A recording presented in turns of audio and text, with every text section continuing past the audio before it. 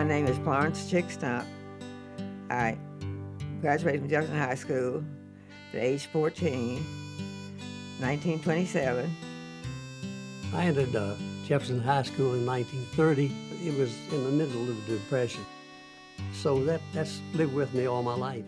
Pearl Harbor came along in 41, so this class was the senior class, was the one that was first involved in the war. It was a wonderful time to be at Jefferson in the 1950s. Back in '69, there were still some trying times for the black athletes and the white athletes. But Jefferson seemed to come together as a team and as a whole. The class of '74 actually graduated from Jefferson, but those of us who were here in '75, it was Jefferson Hall. One of the first memories I have of Jefferson High School was not as a senior. I think it was as a sophomore. In the imposing steps, the bus would drop you off in front of this huge building, and as a young man looking up all those steps, and of course all the juniors and seniors were giants, and they were cast behind this huge columns and brick building. And one of the first memories that I have, it was really walking in the front door and being in awe at the marble and the glass cases with the trophies and all of the students that seemed to know where they were going, and I had no idea where I was going. Coming in that wonderful foyer, and of course behind it the doors opening up to the stage.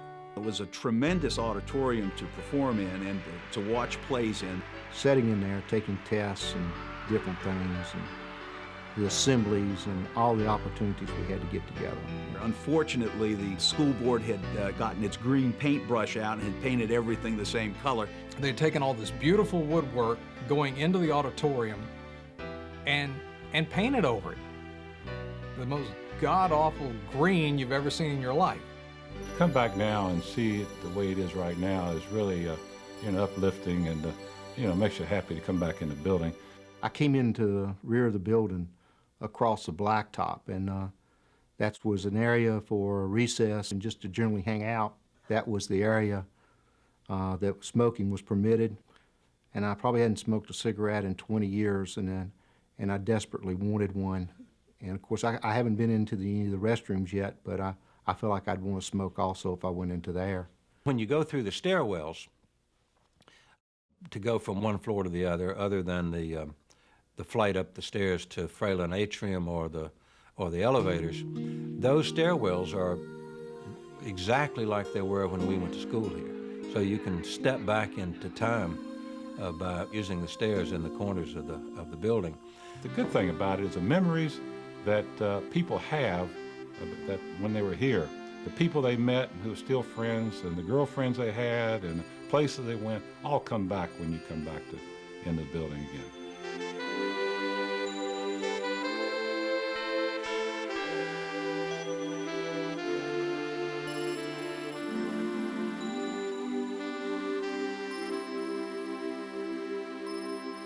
The thing I remember above all else were the girls. The most memorable moment is when I saw Helen Keller.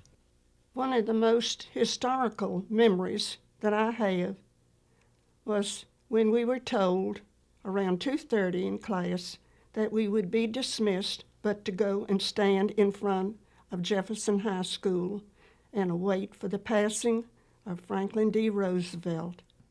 I remember particularly the senior lounge. I loved the girls.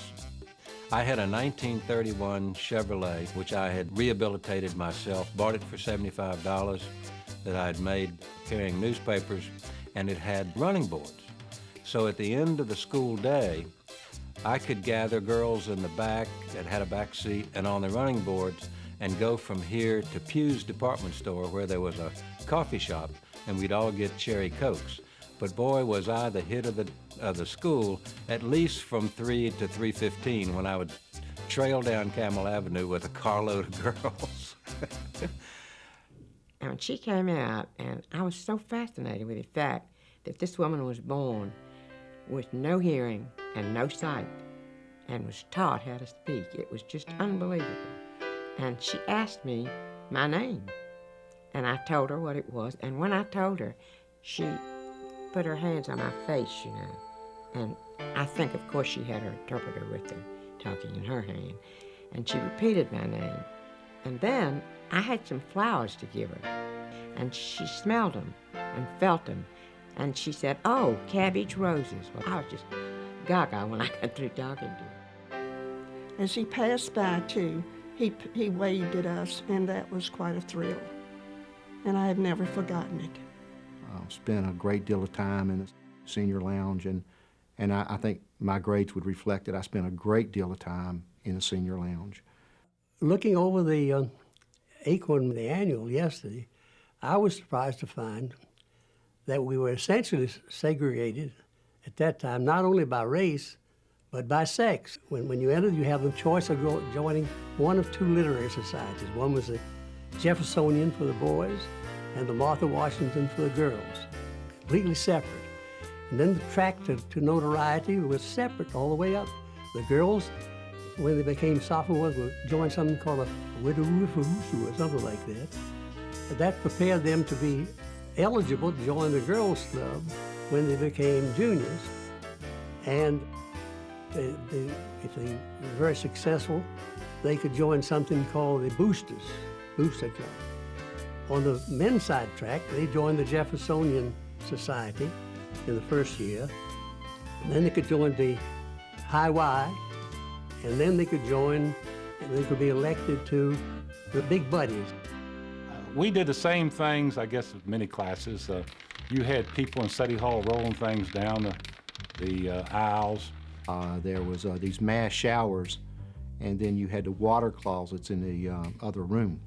And of course, you'd wait until everybody was in the shower, and you'd rush in and flush all the commodes, which would scald everybody in the shower. You had people who blew the commodes off of the foundations. No, I don't want to get into that toilet seat. You had people throwing water bombs out of the third floor. I know as a sophomore, I was approached about buying elevator passes. And of course, Jefferson doesn't have an elevator, but freshmen and sophomores coming into the class wouldn't necessarily know that. And there would only be a limited number that would be available. And it was on a first come, first served basis. And sometimes we would give them a discount because they looked like if they were, nice people. The principal who was with us during the 50s, A. Gordon Brooks, came up, and he was in good health, and we were all glad to see him. But the last thing he did, he said, "For all those problems, all those troubles you caused me, I want to pardon each one of you." So every night I go to bed at night, I feel good about it because I know I've been pardoned for all those things that we did and had fun with.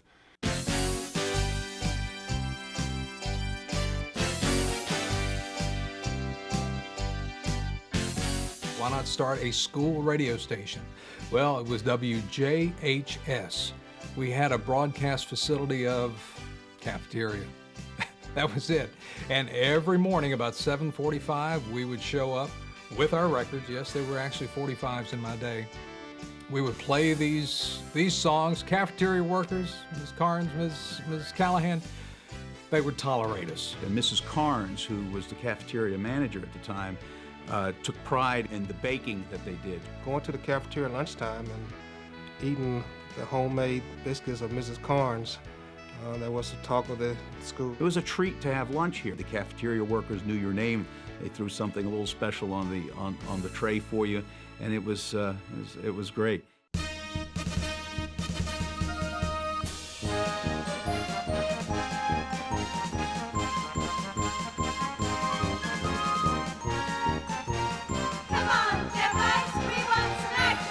I had a grand time. I was cheerleader here for 3 years.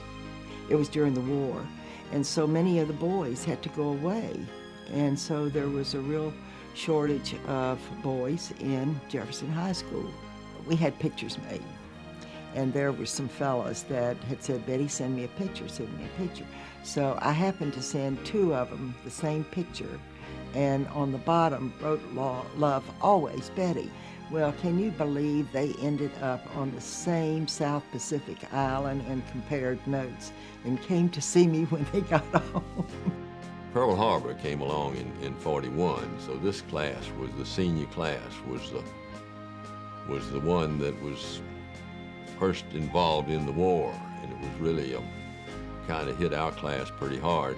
Well, I tell you the truth, we didn't know where Pearl Harbor was at the time. I mean, we just didn't know. A lot of folks quit before the senior time to just get in the military and go. I recall one fella who was so sweet, such a nice guy. His name was Billy Nover, and he didn't get to come back. We lost a lot of people into the armed services there, and it sort of disrupted everything we did. The football team went on, and they played in 42 and then in 43, so there was all of those athletic things kept on. After every football game, there would be a sock hop at the Elks Club.